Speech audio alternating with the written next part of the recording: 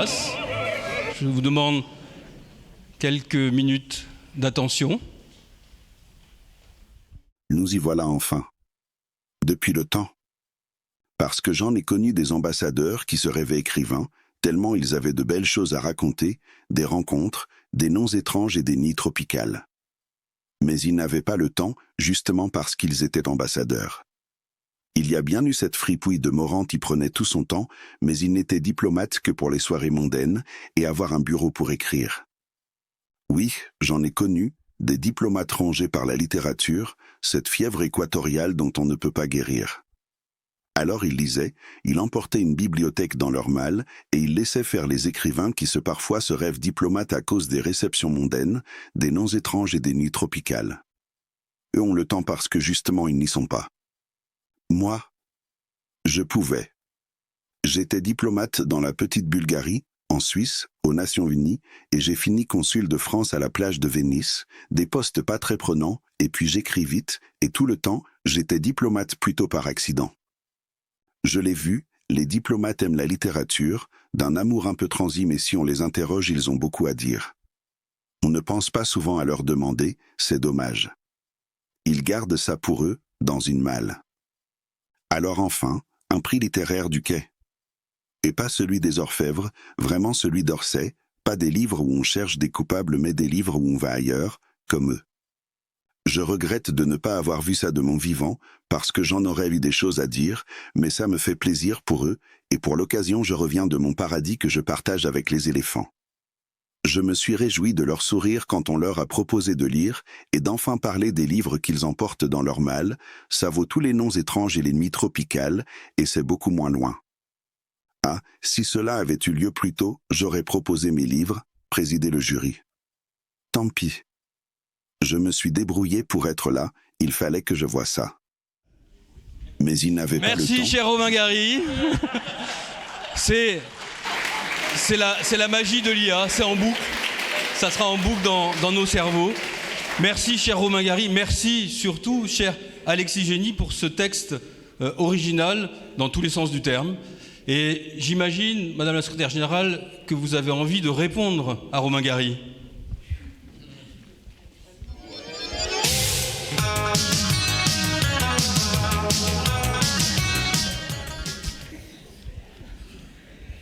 Bien sûr que j'ai envie de répondre. Bonsoir. Merci, cher Romain Gary.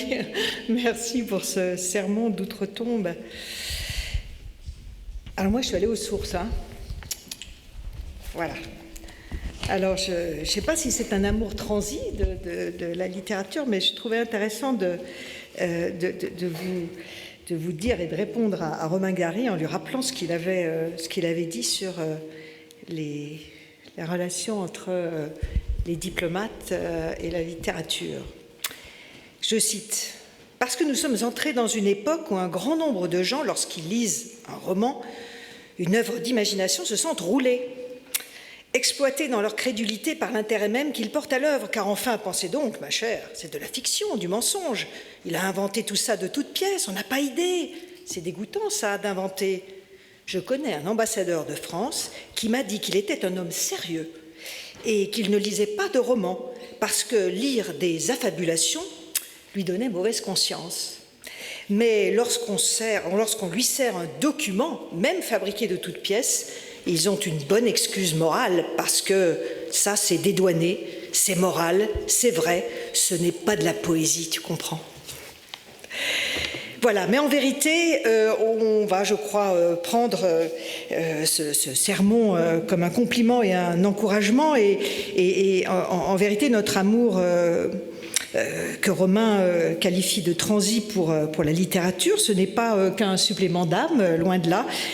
C'est une passion, il le dit aussi, qui vient de loin, avec d'abord une très, très longue généalogie. Je vais remonter à Chateaubriand, Stendhal, Claudel, Saint-John-Perse, un de mes illustres prédécesseurs, Giraudoux, plus près de nous, qui ont rejoint le panthéon des diplomates écrivains, Jean-François Degnaud, Pierre-Jean Rémy, Jean-François Parrot, Renaud Salins-Lyotet, j'ajouterai Jean Chauvel, poète, une personnalité intéressante qui avait d'abord rejoint Vichy tout en envoyant des messages à Londres, qui ensuite a rejoint le gouvernement provisoire et puis qui, ambassadeur à Londres, ça c'est Romain Gary qui le rencontre, qui le raconte, dit qu'il n'a pas voulu avoir Romain Gary dans son équipe parce qu'il pensait que avoir un écrivain meilleur que lui sous ses ordres, c'était quand même un peu gênant, même s'il était un poète traduit dans plusieurs langues. Voilà, c'est ce que dit la petite histoire.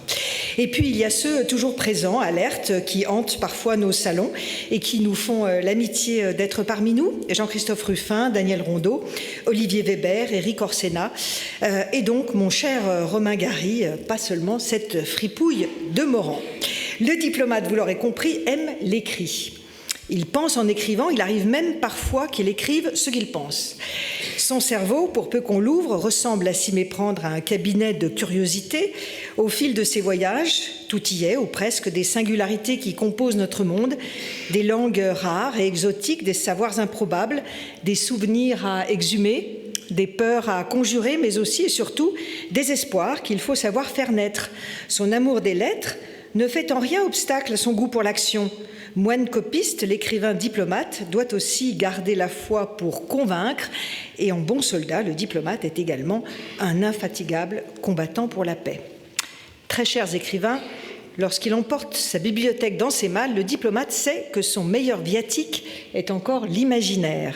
Quoi de mieux en effet que l'imagination, cet univers des possibles pour forer les pensées les plus secrètes, parcourir les arcanes du non-dit, voire anticiper les futurs les plus extravagants. En vous invitant à vivre nos vies, une semaine durant, nous faisons finalement le pari qu'à défaut de voir tous les diplomates devenir écrivains, eh bien les écrivains deviendront aussi un peu diplomates et qui sait, peut-être un jour, nous vous confierons le soin de rédiger nos communiqués officiels. Ce pari qui nous réunit aujourd'hui autour de cette première édition du prix du Quai d'Orsay est également celui qu'ont fait de nombreux agents de notre maison. Je les salue et je les en remercie. Ils ont été plus de 150 à se porter volontaires pour dévorer les quelques 40 ouvrages que nous avons reçus. Tous ces romans traitent de la matière qui nous mobilise tous au quotidien, l'aspiration à connaître le monde, à le comprendre, à l'expliquer, l'ouverture au dialogue avec ce qui n'est pas soi. Ce pari, c'est aussi celui de notre jury exceptionnel, à qui je veux rendre hommage devant vous. Sous la férule de son président Pierre Aski, notre boussole matinale de géopolitique, nous avons réuni des talents qui ont en commun une même passion, les mots, bien sûr, mais aussi les voyages, le besoin de comprendre le goût des autres, une certaine idée enfin de ce qui peut nous rassembler.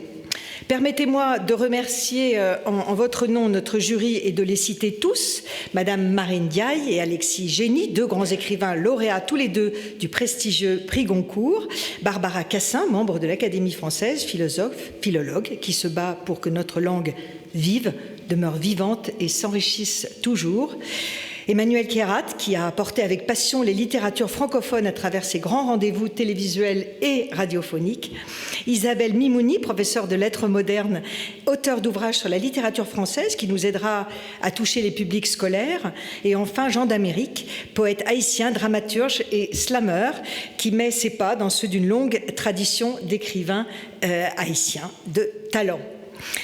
Quoi qu'ils soient tous ici remerciés de leur engagement à nos côtés, mais surtout aux côtés des écrivains, le lauréat bien sûr, mais également les 5 autres finalistes, puisque tous pourront vivre l'expérience insolite d'une résidence en résidence. Enfin, chers écrivains, avant de laisser Pierre Aski vous dévoiler le nom du lauréat et les membres de notre jury vous révéler les destinations proches ou lointaines qui vous attendent, eh bien permettez-moi de remercier vos éditeurs pour la confiance qu'ils nous ont accordée en nous remettant vos œuvres pour cette première édition du prix du Quai d'Orsay. Avec vous, nous leur donnerons tout l'écho qu'elles méritent. Vous pouvez compter sur la mobilisation de notre diplomatie, démultipliée par notre réseau presque universel des instituts français, partenaires importants de notre prix, et j'en remercie sa présidente. Un mot enfin pour remercier aussi toutes celles et ceux qui ont conçu et organisé ce prix au terme d'une longue gestation au sein de la direction des archives, où le temps se compte en siècles, il aura finalement été porté par notre nouvelle académie diplomatique et consulaire. Merci, cher Didier. Ce qui est logique, puisque, comme je le rappelle, sa devise, elle a le monde pour vocation. Avec toutefois un seul regret, et bien sûr, celui que Romain Gary n'ait pas pu, de son vivant, assister à cette première édition du prix du Quai d'Orsay. Merci à vous d'être là. Et... Merci Madame la Secrétaire Générale. Je vous invite maintenant, avant de découvrir les 6 destinations finales, à jeter un œil sur cette carte qui vous donne une idée des vocations qu'ont su faire naître le prix et surtout la possibilité d'héberger en résidence nos auteurs. Beaucoup d'appelés, peu d'élus. 6 résidences seulement ont été sélectionnées par nos auteurs. Celles qui ne l'ont pas été pourront être sélectionnées lors d'une prochaine édition. Et j'invite désormais notre jury à monter sur scène, tout notre jury.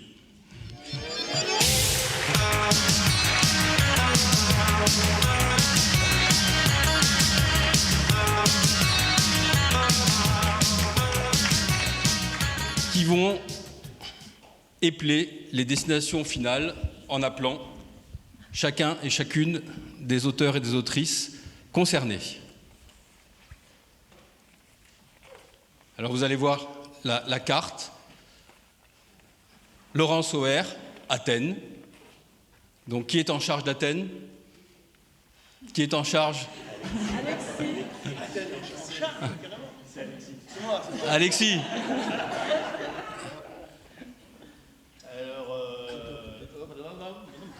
Appelle ton auteur ou ton autrice. Donc, je crois que c'est Delphine Grouès qui doit se rendre à Athènes, beaucoup plus ensoleillée que ce qu'elle a écrit.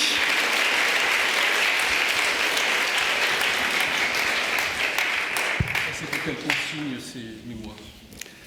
Donc, bonsoir Delphine.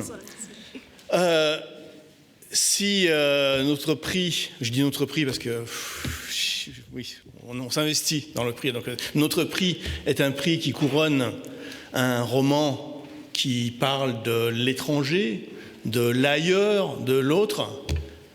Eh bien, le roman de Delphine Grouès correspond totalement au cahier des charges parce qu'il n'y a pas plus ailleurs que l'ailleurs qu'elle a décrit.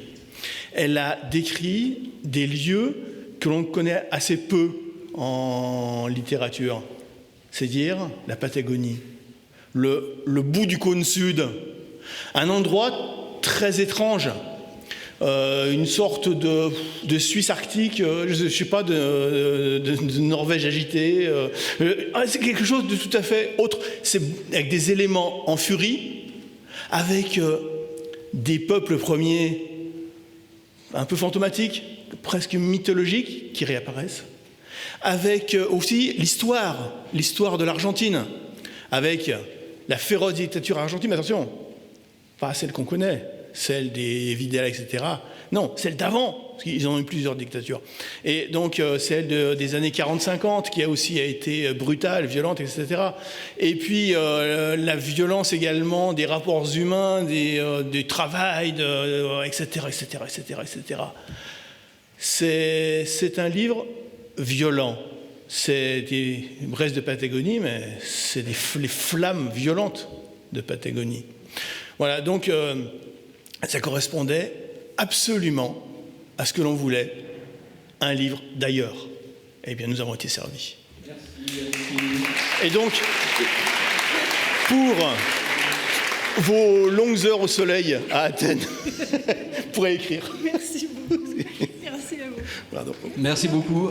On appelle Delphine Grouès. Jean, tu as la responsabilité d'accueillir pour Bogota Ajar Hazel. Yes. Ajar Hazel.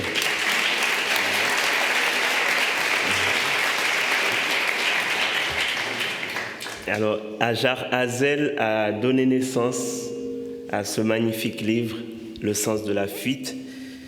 C'est une plume délicate et patiente qui traverse ce roman, et qui est tiraillé entre l'envie d'explorer et les battements fous d'une vie qui tremble de toutes parts, la violence d'un monde qui insiste. Dans le sens de la fuite, c'est un ailleurs hanté par des blessures que l'autrice explore et que sa littérature tente de nous révéler sur le fil d'une fiction prise dans les chaînes du réel. C'est un réel brûlant entre le Liban, où l'on traverse les rues, les ruelles avec les artistes, et le Caire, où on plonge dans les manifestations, le Liban, l'Algérie, la Syrie, on traverse tous ces pays, et elle arrive à tisser une véritable chanson d'errance, ou plutôt un pèlerinage qui est tourmenté, on va dire. Et ce sont des interrogations aussi sur la lutte, sur l'engagement, et qui donnent un écho vivant à un printemps fleuri de révolution dans le monde arabe. C'est une plume qui va au-delà des surfaces, et c'est cela sa force. Bravo, et vous êtes invité à Bogota. Merci. Non.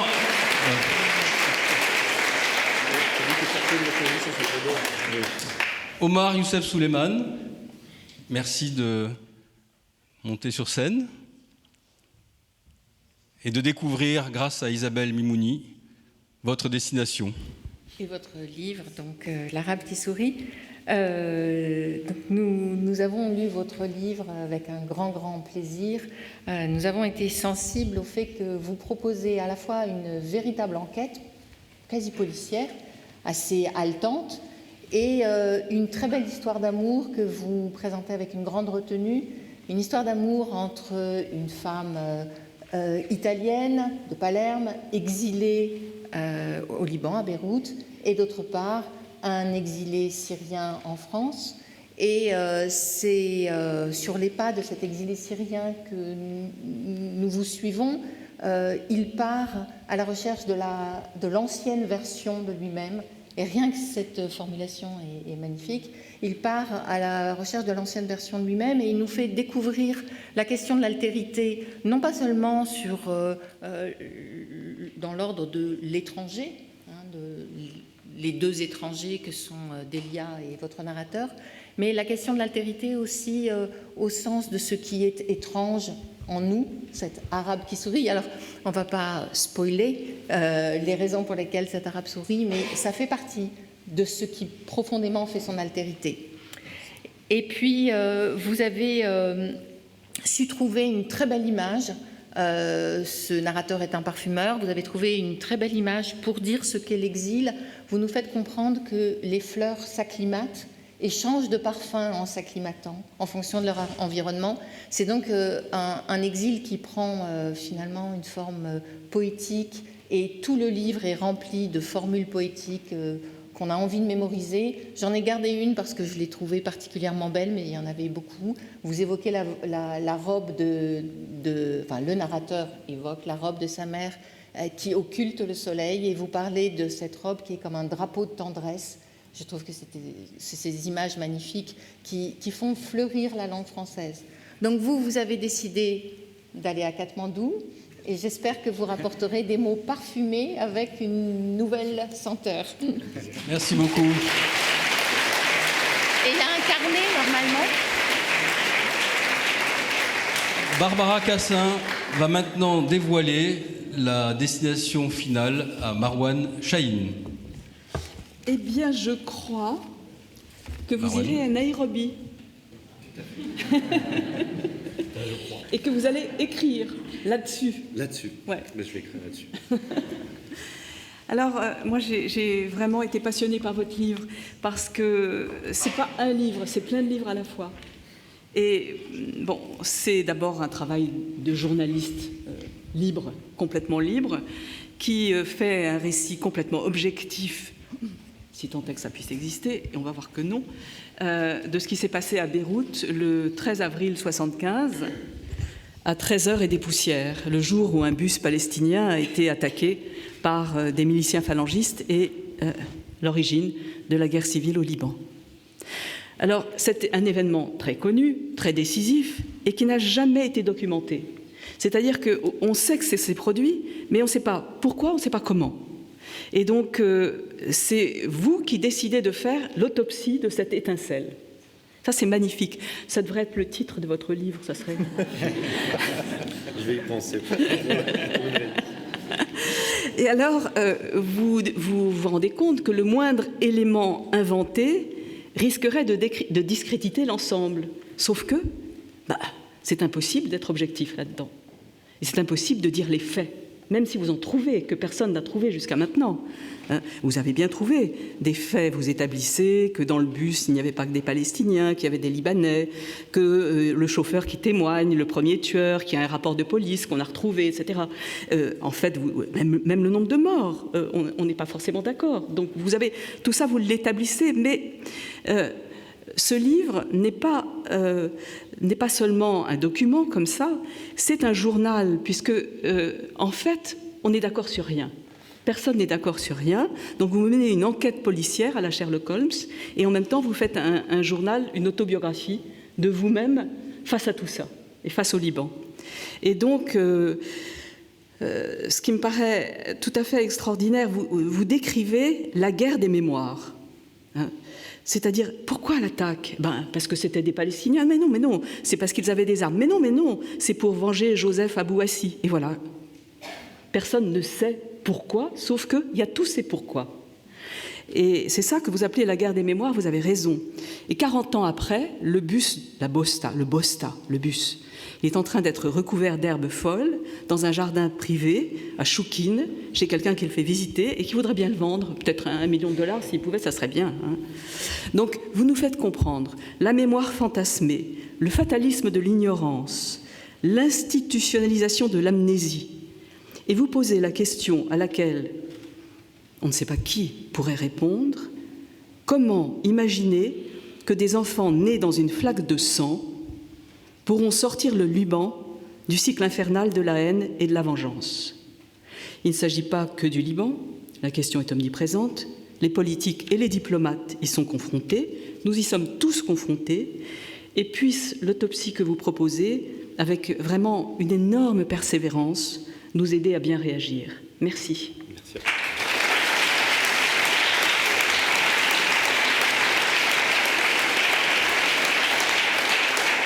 Emmanuel Kéran va accueillir maintenant Valérie Clos. Venez Valérie. Bien, merci Barbara Cassin, c'est toujours très agréable de passer après une académicienne ou un académicien, j'ai déjà vécu ça. Donc je vais faire le journaliste quand même aujourd'hui parce que je vais vous parler quand même de son livre, Valérie. Valérie Clos, vous êtes une écrivaine française, auteure d'une dizaine de livres, dont 6 romans fidèlement publiés chez Buchet-Chastel, dont celui-ci, Aziza, toujours chez Buchet-Chastel. C'est un livre qui a séduit notre comité de lecture, disséminé à travers le monde. Toutes nos félicitations pour cela déjà. Et puis vous faites partie donc de ces 6 finalistes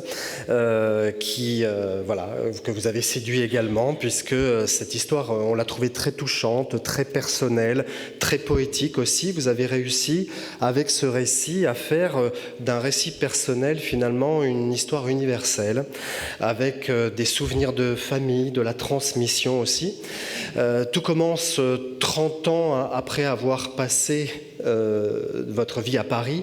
Vous retournez dans le Var, votre région d'enfance. Alors forcément, ce lieu de l'enfance, les souvenirs ressurgissent, ceux qui convoquent votre grand-mère, ceux aussi qui bousculent les secrets et les non-dits, ceux qui appellent nos sens. Il est beaucoup question de cuisine dans ce livre, il y a même une recette aux épinards que je vais appliquer très prochainement. La Méditerranée aussi, parce que entre les rives du sud de la France et l'Algérie, vous dressez des ponts comme ça qui questionnent l'identité, l'exil, mais aussi l'assimilation. Et vous écrivez cette phrase qui résonne pour moi tout au long du livre, cette question: m'assimiler parfaitement, c'est un peu disparaître, non ? Alors vos personnages, qu'est-ce qu'ils ont fait? Ils ont dessiné finalement leur vie avec leurs origines, avec leur passé, avec leurs racines sorties de terre. Ils ont rayonné à leur façon, ils se sont ensoleillés au contact des autres. Et votre grand-mère, dont vous racontez l'histoire, est le socle de cette petite galaxie familiale. Aziza, ce soir, d'où qu'elle vous regarde, est certainement très fière de vous. Merci Valérie Clos. Merci. La Turquie pour Valérie Clos. Vous partez en Turquie, Ankara, Istanbul, je crois, pour votre résidence. Voilà. Merci beaucoup.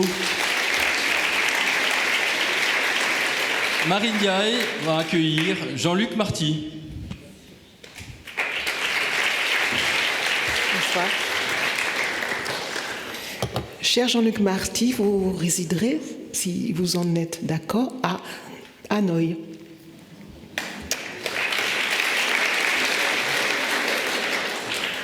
Je ne vous ai jamais rencontré auparavant, mais j'ai eu l'impression, en lisant ce livre dense et vibrant, d'avoir toujours connu l'enfant, le jeune homme que vous décrivez dans ce livre, où vous tentez de faire le récit d'un père qui vous en a toujours privé.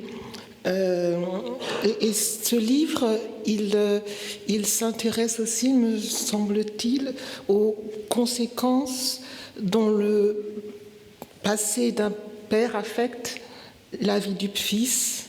Un père qui ne dit jamais rien et ne transmet en héritage qu'un incompréhensible silence. Le père est passé à côté de son fils. En général, on dit l'inverse, que les enfants passent à côté de leur mère ou de leur père. Vous, c'est vraiment, c'est ainsi que je l'ai lu, un père qui a fait le choix, évidemment, plus ou moins volontaire, mais de se priver d'un fils auquel il n'a rien dit, rien raconté, d'une histoire de résistance dont il avait lieu de se glorifier. Et vous, je m'autorise à dire vous plutôt que le narrateur, menez une enquête géographique. C'est comme pour épuiser les lieux liés à l'histoire de son père. Et le fils comprend que sa relation au monde est affectée par la guerre du père, mais toutes les guerres, et que c'est cela aussi que le père lui a légué sans rien dire.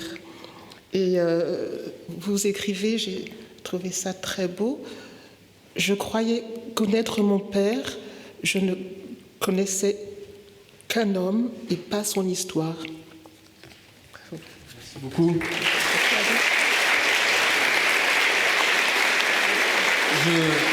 En votre nom à tous, je remercie chacune et chacun des membres de notre jury d'avoir établi déjà cette relation si spéciale avec nos auteurs. Je vous invite à regagner vos places. Et non, vous n'allez pas découvrir tout de suite le nom du lauréat, car j'invite maintenant les auteurs à rester là où ils sont assis et à entendre les mots enregistrés de leur futur geôlier.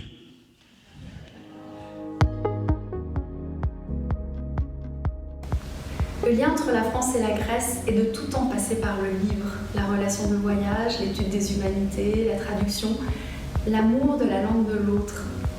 Si vous le voulez bien, chère Delphine Bourès, je vous propose que votre résidence à Athènes soit marquée par le sigle du livre voyageur. Nous irons à la rencontre des écrivains contemporains, des maisons d'édition, des universités, des lieux où on écrit et on lit. Évidemment, l'Institut français de Grèce, historiquement une maison d'édition, et l'École française d'Athènes. Nous profiterons également de votre venue pour avoir votre regard d'écrivaine sur nos relations politiques. Je me réjouis de vous accueillir à Athènes pour ce nouveau voyage intellectuel. Bonjour à toutes et à tous depuis Bogota. Et un salut tout particulier à vous, cher Ajar. Alors que votre roman est célébré aujourd'hui à Paris, Ici, à l'ambassade de France en Colombie, nous sommes très heureux d'accueillir prochainement l'une des finalistes du prix du Quai d'Orsay 2025. Le sens de la fuite nous a profondément touchés. C'est un récit humain sur la quête de sens, l'exil, l'héritage familial et la construction de soi. Ce récit résonne ici, en Colombie, où l'on sait combien il est difficile de nommer la violence, de faire émerger des voix oubliées et de se réconcilier avec sa propre histoire. Comme dans votre roman, ce sont souvent les femmes, les journalistes, les écrivains qui, en Colombie, tracent des chemins dans l'obscurité. Ce labeur est d'autant plus précieux ici où la société civile lutte quotidiennement pour la paix et la réconciliation avec une résilience tout à fait admirable. Ce courage est comparable à celui des personnages que l'on rencontre le long de votre récit. Et cher Hajar, nous sommes vraiment ravis de vous accueillir pour cette résidence à Bogota et nous nous réjouissons déjà de votre arrivée.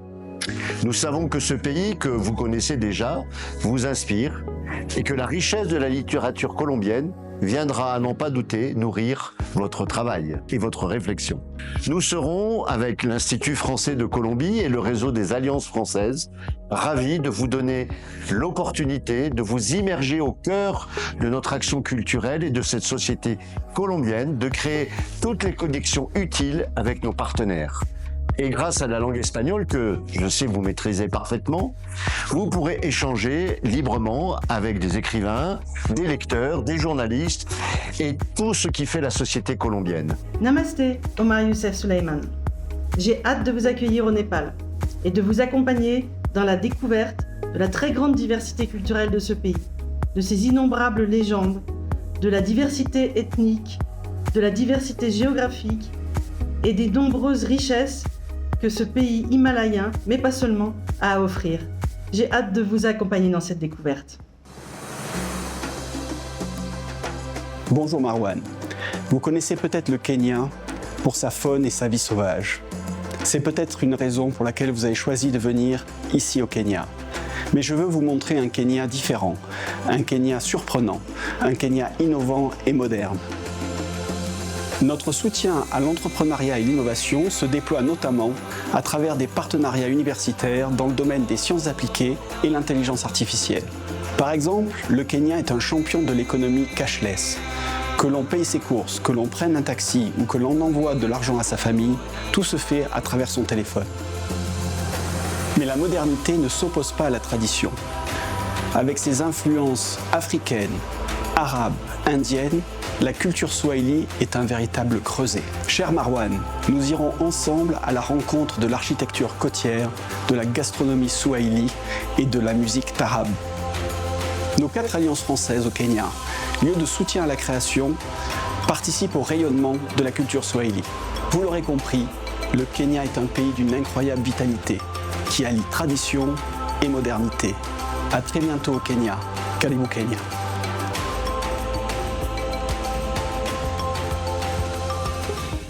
Değerli Valérie Hanım, Türkiye'ye hoş geldiniz. Cher Valérie Clos, quelques petits mots en turc pour vous accueillir bientôt en Turquie. Je me réjouis vraiment de vous ouvrir cette sublime porte vers un sublime pays et je souhaite que vous puissiez à mes côtés être à la fois partager votre séjour entre Ankara et Istanbul. À Ankara, vous avez la citadelle, vous avez le mausolée d'Atatürk, la résidence, l'ambassade de France qui est elle-même un lieu historique et un lieu architectural de la ville.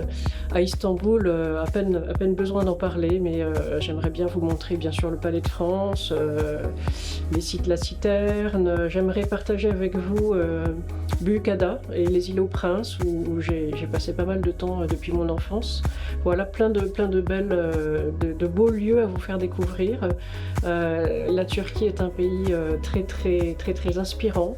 Humainement, géographiquement, si vous connaissez déjà, vous voyez ce Bosphore magnifique, des gens magnifiques. Il y a beaucoup à faire. Je suis certaine que cette inspiration qui nous nourrit tous, pour nous qui vivons en Turquie, je suis certaine qu'elle va pouvoir vous inspirer pour votre prochain livre. Je n'ai pas encore lu Aziza, mais quand vous arriverez, je l'aurai déjà dévoré, ça c'est certain. Et je pense que j'aurai commencé à rêver sur ce que vous pourrez créer après ce séjour. Voilà, aucune pression, mais on est vraiment très très très heureux, moi-même et avec l'équipe de l'ambassade, de vous accueillir et prête à partager tout ça avec vous. Bienvenue en Turquie. Cher Jean-Luc Marty, merci d'avoir choisi le Vietnam. Nous sommes vraiment très très heureux de pouvoir vous accueillir bientôt dans ce magnifique pays. Vous le connaissez sans doute. Je serais très surpris que votre carrière de journaliste, d'écrivain, d'explorateur des territoires et des imaginaires, des lignes de fracture du monde ne vous ait pas conduit à un moment ou à un autre dans ce magnifique pays.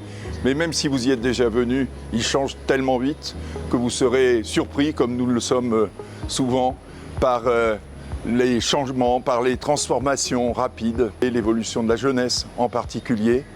Et donc, je serais très heureux, avant votre venue, de voir avec vous vos sujets de préoccupation, d'intérêt pour construire un séjour qui sera le plus agréable et le plus intéressant pour vous. Moi, je voudrais vous proposer de réfléchir ensemble peut-être aux questions de la mémoire, parce qu'évidemment, c'est très présent dans un pays comme le Vietnam. Et cette année, le 2 septembre prochain, ce sera le 80e anniversaire de la déclaration d'indépendance par Ho Chi Minh, le 2 septembre 1945.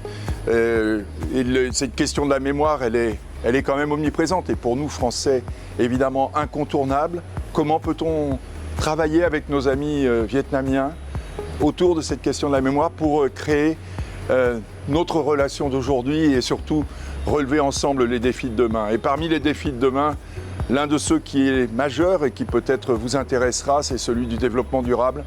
Un pays qui est très dynamique, avec des taux de croissance faramineux, avec une population extrêmement optimiste, mais un pays qui est tout de suite confronté au mur de la réalité, de ce changement climatique, de la perte de la biodiversité. Comment concilier les deux? C'est aussi le parcours que la France propose au Vietnam de faire ensemble aujourd'hui dans le cadre de ce partenariat stratégique global que le président de la République est venu ici mettre en œuvre il y a quelques jours. Donc bienvenue Monsieur Marty, nous vous attendons avec impatience. Vous avez pu entendre un ambassadeur très professionnel qui termine sur une visite présidentielle. Cher Pierre Aski, je pense qu'il est temps d'abréger les souffrances de nos auteurs, pas forcément du public réuni ici qui a l'air de prendre beaucoup de plaisir, mais néanmoins, nous avions promis de faire court et, cher Pierre, il te revient l'honneur de nous dire... Quelques mots. D'abord. En venant, je me faisais la remarque que ça fait plus de 50 ans que je fréquente cette maison, c'est-à-dire plus longtemps que tous les gens qui y travaillent, j'imagine, parce que je ne pense pas qu'il y ait beaucoup de gens ici qui aient passé 50 ans de carrière. Moi, je suis venu dès mes premières années de journalisme dans cette maison. Pour la petite histoire, j'étais tout jeune journaliste à l'AFP et on m'avait envoyé couvrir quelque chose de tout à fait banal, qui était une visite d'élus des Comores qui préparaient l'indépendance du pays. C'était avant Mayotte, avant toutes ces histoires. Et je discutais avec eux, puis à un moment, les portes de la réunion se sont ouvertes, on a fait rentrer la délégation, moi je suis rentré avec eux. Et tout d'un coup, les diplomates du quai m'ont regardé en disant « mais qu'est-ce que vous faites là ?» et ça a fait un scandale, c'est monté jusqu'à la direction de l'AFP. Je ne savais pas que les journalistes n'avaient pas le droit d'assister aux négociations dans les bureaux du ministère. On apprend. Ça a beaucoup changé depuis, Pierre. Oui, c'est ça. Mais en général, je viens ici pour les crises, les négociations, les guerres, les conférences internationales, etc. Et ça me fait énormément plaisir de venir pour le livre. Parce que moi, je me suis toujours fixé une règle dans mon métier pendant toutes ces décennies, c'est que chaque fois que j'allais dans un pays nouveau, je commençais par lire la littérature de ce pays. J'emmenais toujours un roman du pays où j'allais, que je lisais dans l'avion, et j'apprenais plus que dans le dossier que me préparait la documentation de mon journal, parce qu'on se nourrit aussi de l'imaginaire des peuples qu'on va traverser, et c'est d'une grande richesse. Donc je trouve que le Quai d'Orsay aujourd'hui honore le livre, c'est d'abord une chose formidable.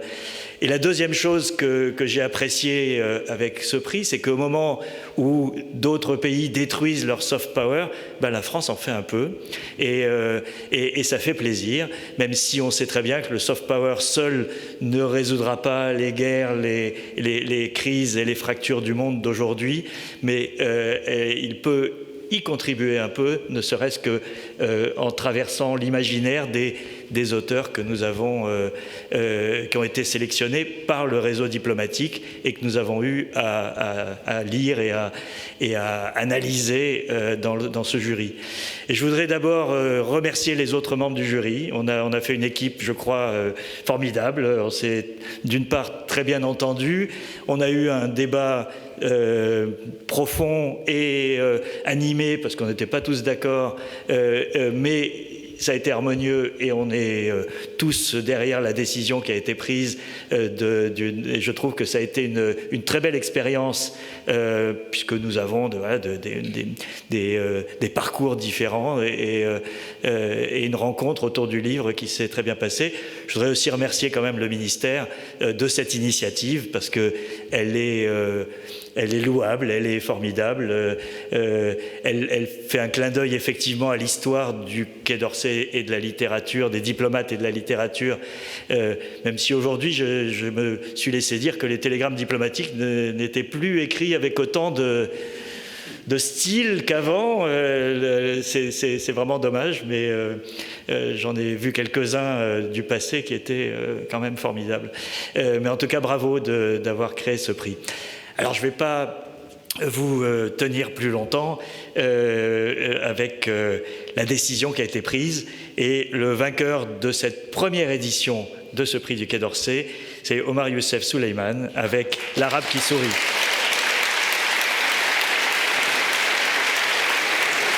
J'invite la secrétaire générale sur scène à remettre à Omar Youssef Souleymane son diplôme. Mais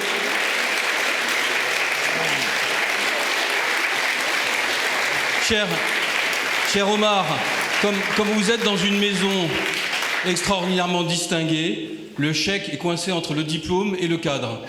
Car ce prix est quand même doté de 10 000 €. Je ne vous demande pas d'applaudir parce qu'on n'est pas une banque, mais c'est quand même un des prix les plus dotés. Donc merci au Quai d'Orsay, merci à la secrétaire générale de vous avoir remis ce diplôme. C'est un acte de confiance, d'amour et d'estime.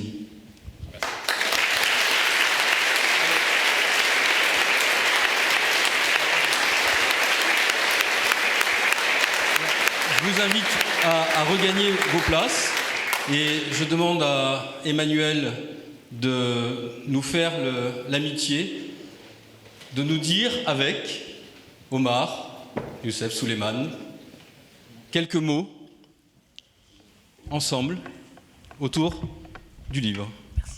Bien, quelques mots, un petit entretien, je crois. Bien sûr. Bon, on est très content en tout cas. Bonjour Omar Youssef Souleymane. Bonjour. Toutes mes félicitations. Vous avez passé le filtre des lecteurs du réseau diplomatique du Quai d'Orsay. Votre roman a donc déjà circulé à travers le monde entier. Avec tous mes collègues du jury, on vous a désigné lauréat de ce premier prix du Quai d'Orsay parce que L'Arabe qui sourit nous a vraiment touchés. Il a une forme presque autobiographique.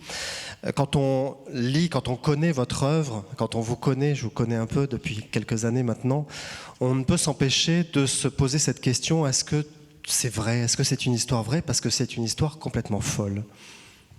C'est une histoire inspirée d'une vraie histoire, c'est-à-dire de l'inspiration autobiographique. C'était inspiré de la première fois où je suis allé au Liban, c'était l'année 2022, et j'étais sur les frontières avec la Syrie. Et cela faisait à peu près 10 ans que je n'ai pas vu ma famille.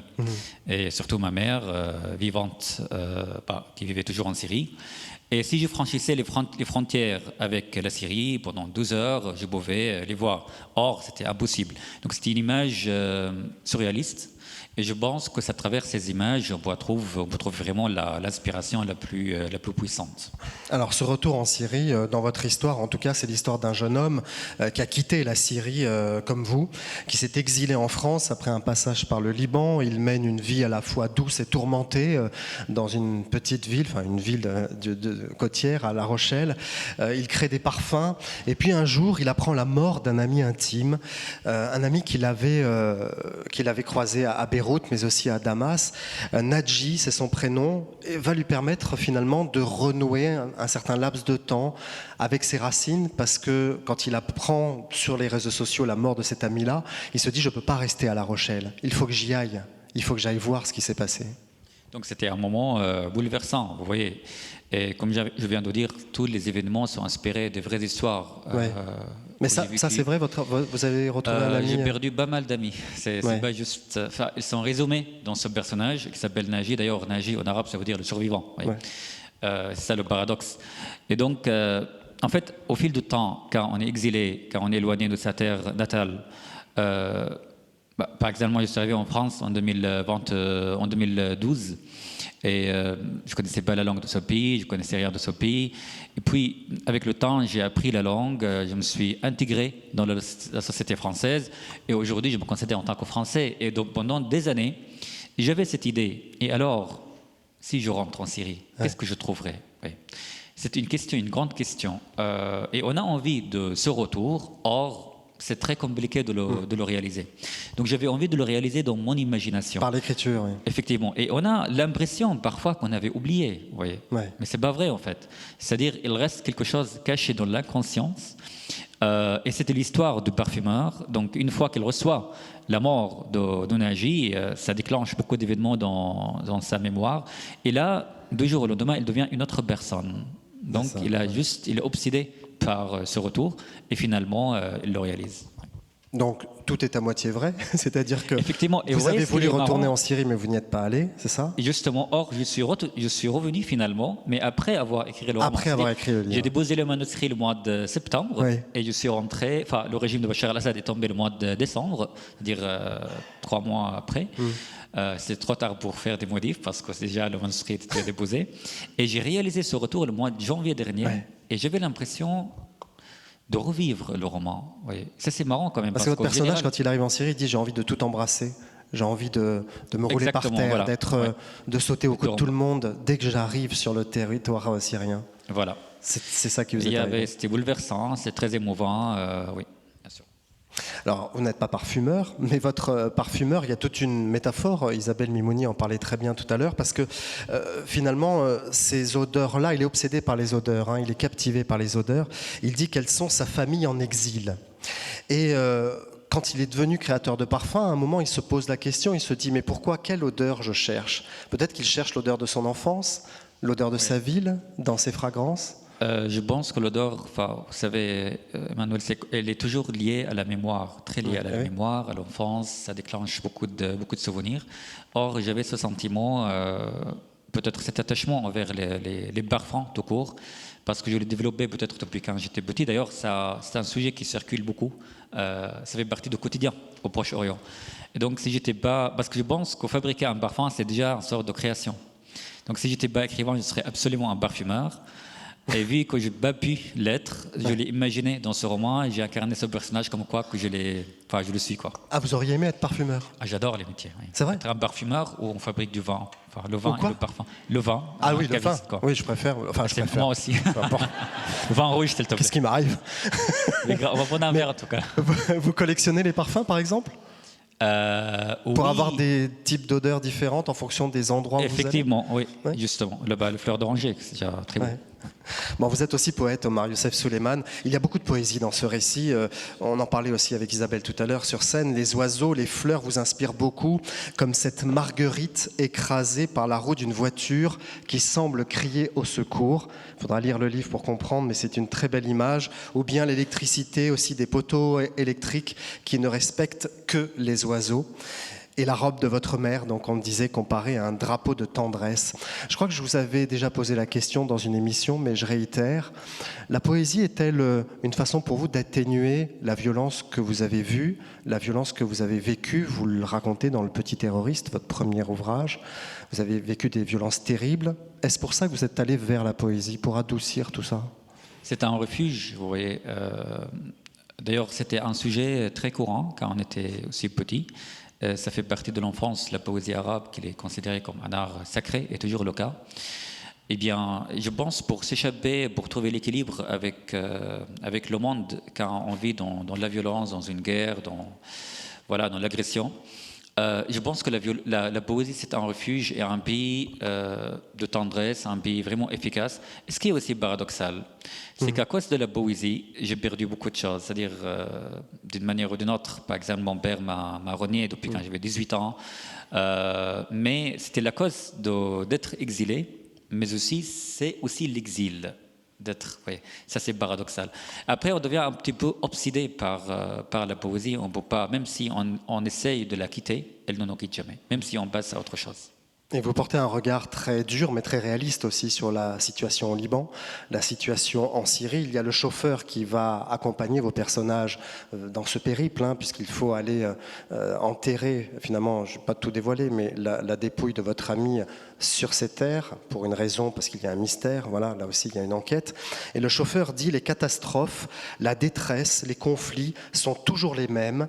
Je pense qu'on ne peut pas vivre sans, c'est dans notre ADN. Justement, parce que si on comprend déjà la situation au Proche-Orient, cela veut dire qu'il nous a mal expliqué. C'est une terre très compliquée, une situation... Enfin, je ne sais pas en fait. J'ai l'impression que la tragédie sur cette terre fascinante, pleine de douceur, fait partie essentielle de son ADN. Voyez. Eh bien, la Syrie, tout comme le Liban, était par exemple là au moment de mon retour, le mois de janvier. Et j'étais tellement étonné. Bachar al-Assad est parti, c'était la libération, etc. La situation économique était horrible, malheureusement. Et tout ça, c'était prévu. Or, ce qui est toujours étonnant, c'est la mentalité, vous voyez. La censure sur les individus, etc., etc. Ce que le Liban aussi a vécu. Par rapport aux chauffeurs de taxi, d'ailleurs, j'adore leur parler toujours parce qu'ils ont beaucoup de choses à dire, surtout au Proche-Orient. Ils ne lâchent pas, par exemple, ils parlent tout le temps, au bout de 2-3 heures. Et il y a beaucoup d'histoires à capter, de quotidien, vous voyez. Ce chauffeur, et je termine là-dessus, il nous a accompagnés, Delia et moi, dans l'imagination, je veux dire, pour enterrer Naji. Naji, qu'il était impliqué dans une histoire très particulière. Qu'il s'agit d'une enquête pour dévoiler la drogue ou le commerce de drogue. Ne dites pas tout. Ouais. Ah, comme ça, elle achète le roman. Je me suis retenu, moi, du coup. Voilà, il y a une enquête sur la drogue sur Bachar al-Assad. Ce qui est marrant, c'est que quand Bachar al-Assad est dégagé, il est parti, on a découvert qu'effectivement, c'était vrai. Ouais, il y avait beaucoup de fabrication de la drogue, surtout. C'est-à-dire que vous racontez que Bachar al-Assad était lui-même dans ce réseau de trafic de drogue. Au Proche-Orient, on appelait Bachar al-Assad Escobar al-Assad. Parce qu'il est devenu vraiment un chef de mafia pour vivre selon du commerce de la drogue, surtout après la sanction des États-Unis sur la Syrie. Oui. Il y a des solidarités pourtant. Alors c'est paradoxal tout ça parce que vous dites même à un moment, ça sert à quoi d'être à nouveau dans un pays qui m'a fait plus de mal que de bien. Et c'est vrai que ce regard, vous le portez, on le comprend, on l'imagine. Quand on est allé dans ces pays-là, on le constate aussi. Et il y a un paradoxe terrible, parce que vous dites que vous n'avez pas retrouvé cette chaleur humaine, cette solidarité humaniste qu'il y a au Proche-Orient. Vous n'avez pas retrouvé ça en Occident. Oui, il y a toujours quelque chose qui manque. Vous voyez, par exemple, quand on est en Syrie ou au Liban, il y a une tranquillité incroyable, malgré la complexité, les problèmes. Par exemple, il y a aussi l'absurdité que j'adore par rapport aux relations humaines. Vous voyez, dans l'absence de l'État, et c'est le cas de la Syrie et du Liban, il y a une solidarité très forte entre les individus, entre les voisins. On peut compter sur tout le monde, on a beaucoup d'amis. Il y a aussi cette tranquillité, c'est-à-dire on donne un rendez-vous à quelqu'un à 14h, il vient à 16h, aucun souci. Vous voyez.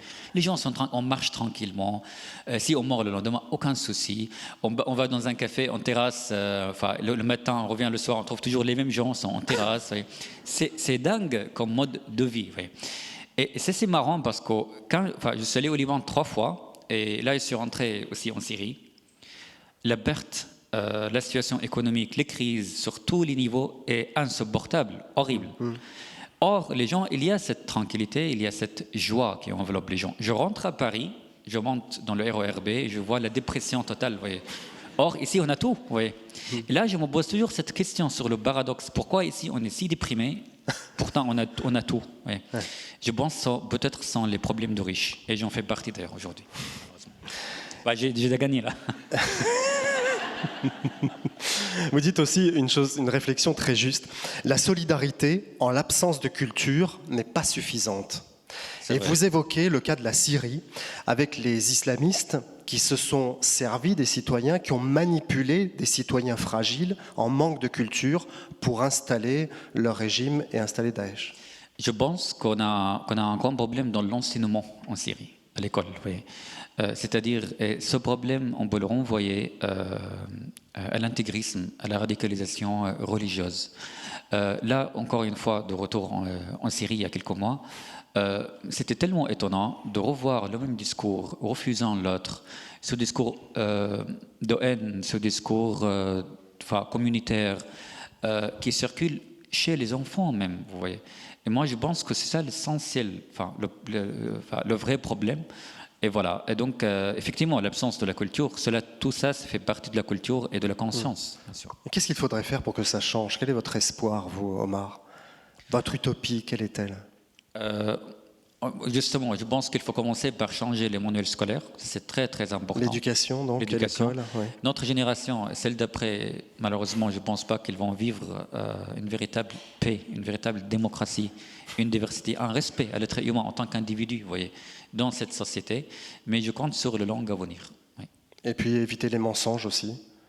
Éviter les mensonges et l'hypocrisie, oui, bien sûr. Et les fausses idées également. Effectivement. Bon, j'ai une surprise pour vous. Encore une, parce que pour vous, c'est vraiment votre soirée. Une grande dame de la littérature va lire un extrait de votre roman qu'on a choisi ensemble. Barbara Cassin, s'il vous plaît. Vous pouvez applaudir Barbara Cassin une deuxième fois. Barbara Cassin de l'Académie française lit Omar Youssef Souleymane, ici dans le cadre du prix du Quai d'Orsay. Essaye. Juste avant mon départ de Damas, un missile était tombé sur une ruelle de la vieille ville.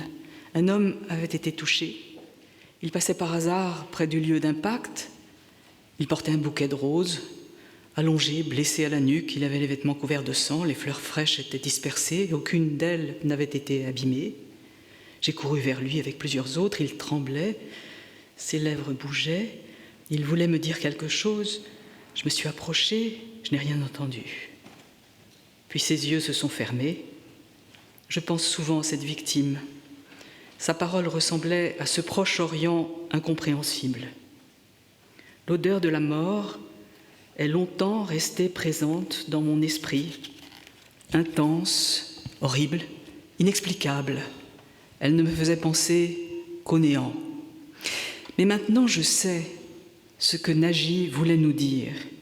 Il nous a emmenés dans cet endroit pour exprimer une seule idée. On mérite d'exister en résistant à l'oppression. C'est le sens le plus magique de la vie. Je sens les effluves propres aux adieux, mélange de sel et de chaleur, mais aussi le parfum du romarin descendant depuis la colline. J'imagine le visage de Naji se déployant entre la terre et le ciel. Un espoir unique éclate dans son regard. Il me parle, comme avant, de ses plans de lutte contre l'impérialisme. Et moi je lui réponds, ceux qui nous tuent ici sont les violeurs de femmes en Iran, les tueurs de Samuel Paty en France, les bandits de Boko Haram en Afrique. Les balles tirées contre les révoltés à Damas, au Caire, à Tunis, sont celles qui ont lacéré le cœur des manifestants en Afghanistan. Ce dont on a vraiment besoin, c'est une révolution contre l'intégrisme, le totalitarisme et les assassins de la liberté d'expression. On s'en sortira une fois qu'on aura renoué avec le meilleur de notre histoire, quand les grands criminels ne seront plus offerts en exemple à nos enfants, quand nous préférerons Averroès à Saladin, Avicenne à Beybar et Ibn Khaldoun à Haroun al-Rachid. On retrouvera la paix quand on arrêtera de considérer Hitler comme un héros qui s'est battu pour son pays. On a grandi dans cette haine. Mon père, comme beaucoup d'autres hommes, le voyait comme un être courageux, fort, qui a tout fait dans l'intérêt de l'humanité, d'éliminer les Juifs, la source du mal. On sera libre quand le mot juif ne sera plus une insulte et que je ne suis pas juif ne signifiera pas je ne suis ni un radin, ni un menteur, ni un arnaqueur. On trouvera une issue quand à la mosquée, les imams arrêteront de répéter ce hadith qui prétend que Mahomet aurait dit « Chaque fois qu'un juif se trouve seul avec un musulman, il a l'intention de le tuer ». On accédera à la démocratie quand on cessera de penser que les juifs sont les descendants des singes et des porcs, que les chrétiens sont des infidèles et des traîtres, quand on ne croira plus que la solution à tous nos problèmes, c'est « mort à Israël », comme on le répétait à l'école. En un mot, une fois que nous serons tous persuadés que cette propagande ne sert que les dictateurs, ils se valent tous, mais nous aussi, les passionnés de la vie, on est semblables. Le combat entre eux et nous continuera. On ne sait pas jusqu'à quand. Peut-être n'y aura-t-il pas de gagnants ni de perdants. Ce qui compte, c'est de continuer pour incruster des traces de lumière sur ce chemin d'épines. Barbara Cassin de l'Académie française. Merci pour cette magnifique lecture, Barbara. L'Arabe qui sourit d'Omar Youssef Souleiman, prix du Quai d'Orsay 2025. Il y a plein de passages qu'on pourrait lire. Une réaction peut-être rapidement. Justement, je termine avec ça. Ça m'a fait penser au moment quand je suis rentré le mois de janvier. J'avais l'impression que mon pays d'origine ne m'a pas reconnu. Je ne l'ai pas reconnu vraiment, oui, pour de tant de raisons. Or, j'avais emmené avec moi tous mes livres que j'avais écrits ici, en français. Et au moment où j'ai vu ma mère pour la première fois depuis 13 ans, c'était ça ce qui me manquait en fait pendant toutes ces années, que ma mère voyait et était au courant de ce que j'écrivais. Eh bien, ce qui était dingue, c'est elle ne comprend pas le français, elle ne comprend pas la langue dans laquelle j'écrivais, et j'écris toujours. Mais elle était très contente de voir ces livres, de les reconnaître, et j'avais l'impression qu'elle comprenait tout, même en dehors de la langue. À travers ce passage, cette lecture, cette présence, cette soirée, je suis très ému. Ça, c'est mon deuxième moment de l'année, le plus touchant, parce que c'est avec des gens qui me comprennent déjà. Merci. Bon, je suis très ému aussi parce que je vous suis depuis très longtemps et très ému de vous voir récompensé ici dans l'un des lieux les plus symboliques de l'État français. Bravo, merci Omar Youssef Souleiman. Vous représentez parfaitement la francophonie que porte la France. Merci à vous. Merci beaucoup. Merci. Merci beaucoup.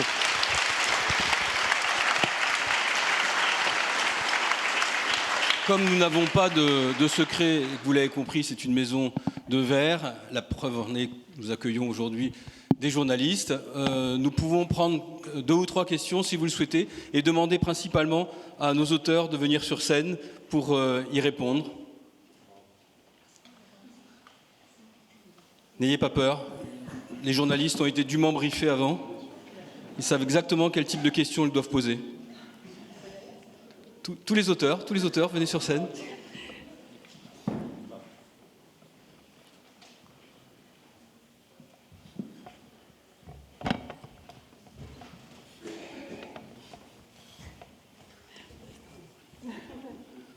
Première question.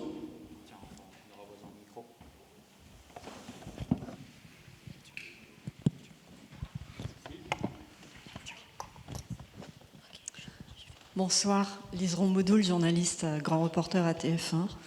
J'ai une question pour le vainqueur. Vous êtes allé en Syrie en janvier, moi j'en reviens il y a 3 semaines. Ça fait partie de mon métier. Vous avez dit que quand vous y êtes retourné, ce pays ne vous a pas reconnu et vous n'avez pas reconnu ce pays. Est-ce que vous pensez qu'un jour, il va vous reconnaître et qu'avec le temps qui passe, le nouveau régime qui s'installe, vous aurez à nouveau peut-être envie d'aller vous installer dans votre pays? Malheureusement, avec que, premièrement, avec le nouveau régime, je ne le crois pas du tout, parce que c'est un régime d'un passé islamique. Et c'est visible aujourd'hui, malgré leur assurance, malgré tout ce qu'ils disent, qu'on a changé, ce n'est plus le cas. En voyant aujourd'hui ce qui se passe quotidiennement, vous venez de rentrer, vous pouvez peut-être me confirmer, mais ce que j'ai vu, c'était terrible contre les minorités, surtout, vous voyez, surtout dans une ville comme Homs. Ça, c'est par rapport au régime. Personnellement, en tant que Français d'origine syrienne, j'avais 25 ans quand j'ai quitté la Syrie, vous voyez. Eh bien, avec le temps, la distance s'est grandie. Même, vous voyez, par exemple, quand on part, on peut vivre tous cette expérience. Quand on part à l'étranger pendant 1, 2, 3 mois, puis on rentre en France, on a l'impression qu'on a besoin de temps afin que l'esprit rattrape le corps. Ça, c'est fait partie de l'être humain. Alors, après 13 ans d'absence et avec tout ce qui s'est passé dans ce pays, les gens qui ont changé, les bâtiments qui étaient détruits, on a aujourd'hui presque 60% de la Syrie qui n'existait plus. Vous voyez. Donc ça, c'est normal que je ne reconnais pas ce pays, c'était douloureux. C'est-à-dire, je me cherchais quelque part. Le quartier de mon enfance, à Homs par exemple, et je suis rentré, il n'y avait que des ruines. La seule chose qui est restée, c'était un arbre que j'ai grandi avec, un arbre très très ancien. Or, est-ce qu'on peut s'identifier à travers un arbre? Oui. Et cet arbre, pour moi, représente l'espoir. Donc, pour répondre à votre question, effectivement, j'ai toujours l'espoir, mais pour le long avenir. Mais malheureusement, c'est pas bientôt. Les arbres ont besoin de beaucoup de temps. Merci beaucoup. Deuxième question, peut-être pour notre collectif soudé d'auteurs et d'autrices.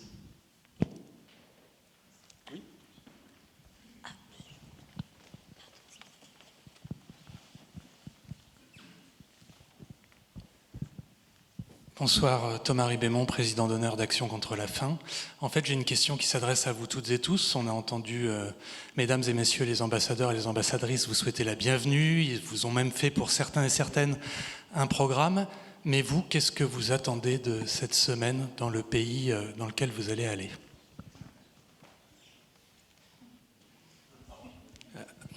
Allez-y. Bonjour, c'est une très bonne question. À vrai dire, j'étais très heureux de savoir qu'en étant finaliste, j'allais avoir l'opportunité d'aller dans une ambassade. En réalité, j'ai été journaliste de nombreuses années, donc j'ai une petite idée de la manière dont ça fonctionne, même si je n'ai pas non plus vécu au quotidien, mais ce serait plus lié au pays lui-même, en fait, qui est sur lequel j'avais un peu travaillé il y a un moment, dans lequel j'étais censé aller, et pour une raison un peu bête, et liée aussi à ce livre, j'ai raté mon vol de la dernière fois que je devais aller à Nairobi. Donc voilà, moi c'est aussi l'histoire de rattraper une occasion ratée et d'avoir l'opportunité de découvrir un pays sur lequel que je connais très mal, mais sur lequel j'ai un petit peu travaillé, donc sur lequel j'ai quelques idées. Donc c'est toujours bien de confronter ces idées au réel et de ne pas être dans un truc trop préconçu, quoi. Voilà, je ne sais pas si du tout... Si, mais on va compléter avec Delphine. Oui, très bien. De mon côté, c'est vraiment la découverte aussi. Alors, il y a la découverte d'un pays, parce que je ne connais pas encore la Grèce. Moi, je connais plutôt de l'autre côté de l'Atlantique, sur le continent américain. Et puis aussi découvrir le quotidien de cette ambassadrice, en plus dans un pays qui incarne beaucoup de symboles. Elle l'a rappelé, entre l'histoire, la démocratie, l'édition, l'écriture. Et puis ensuite, je trouve que c'est extrêmement émouvant pour nous aussi d'aller dans ces lieux extrêmement forts qui représentent tant de choses à l'étranger, avec un petit écho avec l'ambassade de France à Santiago, que je connais mieux, et qui a ouvert ses portes aux réfugiés au moment de la dictature de Pinochet. Et donc pour moi, il y avait un écho magnifique de pouvoir ensuite me rendre en Grèce et découvrir celle-là. Et merci encore, parce que le symbole d'être ici aujourd'hui et puis ce groupe-là est extrêmement fort et émouvant. Donc merci beaucoup de votre accueil. Merci. Moi, je suis très contente d'aller à Istanbul. Je ne connais pas du tout, et c'est vraiment une découverte du pays, des paysages. En plus, ça fait écho à mon livre, Aziza, parce que je viens d'un quartier, j'ai grandi dans un quartier qui s'appelle le Tamaris, et Michel Pacha a fait construire des villas voilà, il y a ce lien avec Istanbul. Donc je suis très contente de découvrir ce lieu. Voilà. Quoi dire non, on a toujours envie de dire rien comme ça dans un premier temps, puisqu'on va se remplir de quelque chose et que voilà, et qu'on évite peut-être de trop projeter. Moi, en ce qui me concerne, je resterai dans l'esprit de mon livre avec cette idée d'après-guerre. Voilà, c'est quelque chose qui m'intéresse, c'est quelque chose que je travaille à travers un certain nombre d'ouvrages.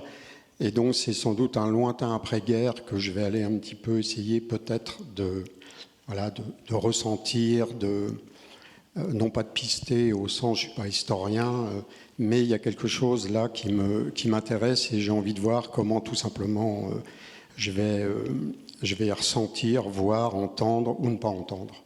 Quelque chose qui a correspondu à toute une partie de mon enfance et de mon adolescence. Voilà. Pareil, donc très émue, très heureuse d'être là. Alors moi, Bogota, j'y suis allée et donc là, je suis très curieuse de la découvrir évidemment sur le plan politique, mais aussi de façon plus secrète parce que j'ai passé une nuit dans la forêt vierge à Laetitia, en Amazonie, et que ça m'a laissé des souvenirs assez impérissables. Et comme je travaille sur un roman où j'espère aller plus sur du fantastique et du réalisme magique, je trouvais que Bogota, c'était un excellent endroit. Donc voilà, il y a la raison officielle et puis il y a des raisons plus souterraines. Oui, moi, le Népal, parce que c'est un pays inconnu, et l'inconnu de l'inconnu, et on a toujours les clichés envers un pays. Par exemple, avant de venir en France, pour moi, la France était le pays de la musique, de l'amour, du théâtre, enfin, de la liberté d'expression, de la douceur, de cinéma. Et la première chose que j'ai découvert en France, c'était ORB, les papiers administratifs, le pôle emploi. Et là, je suis impatient de découvrir ce pays qui s'appelle le Népal, parce que je connais rien du tout, vous voyez, et j'adore l'idée de ne rien connaître. Et de plus, ça fait des années et des années que j'écrive sur le Proche-Orient et j'en ai marre, j'ai envie de passer à autre chose.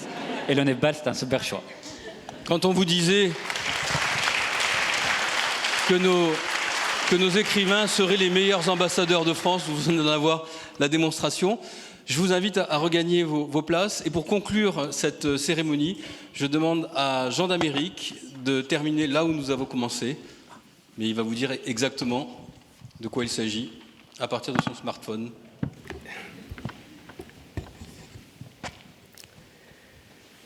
Ça s'appelle éducation européenne. C'est Tadek Moura qui m'a suggéré ce titre. Il lui donnait évidemment un sens ironique. Éducation européenne. Pour lui, ce sont les bombes, les massacres, les hommes fusillés, les hommes obligés de vivre dans des trous comme des bêtes. Mais moi, je relève le défi. On peut me dire que tant qu'on voudra que la liberté, la dignité, l'honneur d'être un homme, tout ça, enfin, c'est seulement un conte de nourrice, un conte de fées pour lequel on se fait tuer.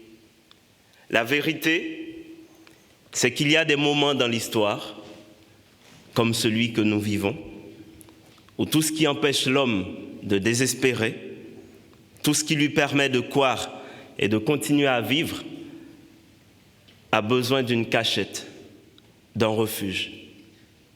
Ce refuge, parfois, c'est seulement une chanson, un poème, une musique, un livre. Je voudrais que mon livre soit un de ces refuges. Qu'en l'ouvrant après la guerre, quand tout sera fini, que les hommes retrouvent leurs biens intacts. Qu'ils sachent qu'on a pu nous forcer à vivre comme des bêtes, mais qu'on n'a pas pu nous forcer à désespérer. Il n'y a pas d'art désespéré. Le désespoir, c'est seulement un manque de talent. Mesdames et messieurs, Romain Gary.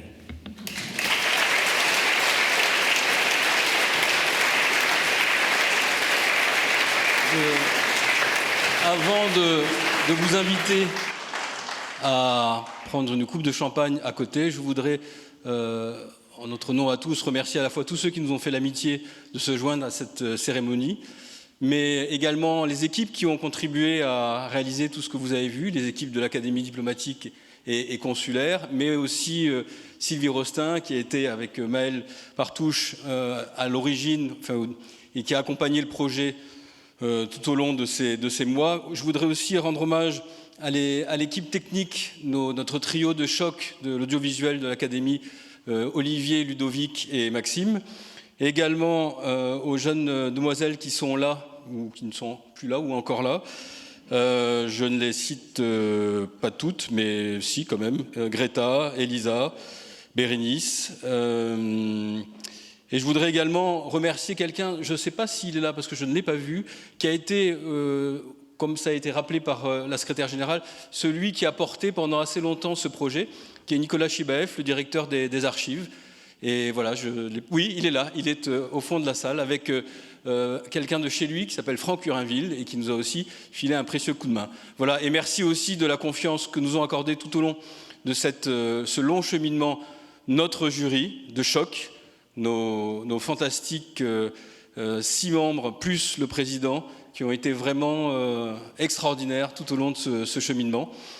Et également tous les services du Quai d'Orsay qui nous ont accompagnés, le porte-parole de cette belle maison, mais également d'autres services, et sans oublier bien sûr le directeur général de l'administration qui nous fait confiance depuis le début et qui porte avec nous ce projet, Julien Steimer. Merci à toutes et tous.